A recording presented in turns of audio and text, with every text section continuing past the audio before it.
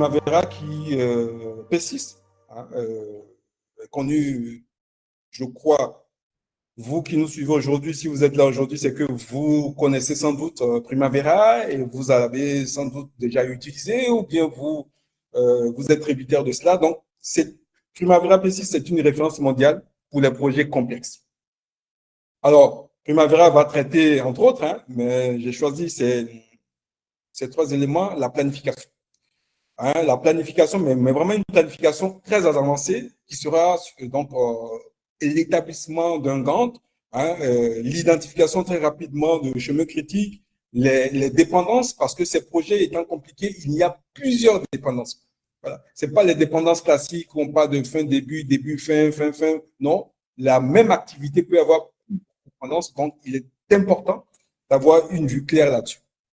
Primavera P6 permet aussi de faire face à la gestion des ressources. On en parlera tout à l'heure. Donc, il va falloir gérer, faire une gestion chirurgicale, j'ai envie de dire, des ressources et des coûts, hein, à très grande échelle.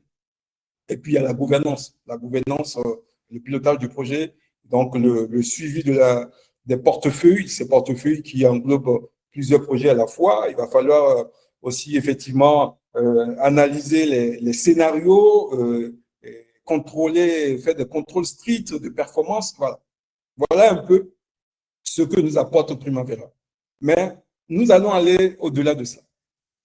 Primavera, aujourd'hui, se présente sous deux volets, deux formes. Il y a la forme qu'on appelle PPM, hein, donc c'est plutôt local. Hein, vous allez pouvoir installer cette version-là sur votre PC de façon locale, hein, sur votre bureau. Et le focus principal, c'est la planification détaillée et l'exécution. Donc, vous allez pouvoir tout faire de façon standalone, comme on dit. Et donc, ça, c'est pour des projets, j'ai envie de dire, individuels. Voilà, on vous a confié un projet. Parmi la liste des portefeuilles, il y a un projet qui vous est attribué. Ben, en fait, vous allez pouvoir gérer cela unitairement à travers la version PPM de Primavera P6.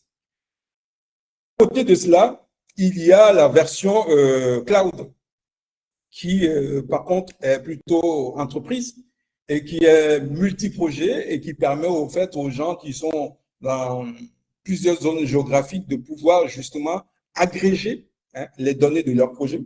Donc ça, c'est plus pour l'aspect gouvernance, la collaboration de multi-utilisateurs. Et c'est souvent là que intervient notre projet de contrôleur. Donc, le focus ici, c'est soit un PMO, un bureau de gestion de projet, ou une équipe de gestionnaire de portefeuille. Donc, voilà deux volets, hein, deux lignes de produits, j'ai envie de dire, de Primavera. On verra plus tard où est-ce qu'il faut se situer, mais dans tous les cas, à titre individuel, ce que je peux vous dire, c'est que le Primavera P6 standalone fait largement, hein, le job, fait largement le job.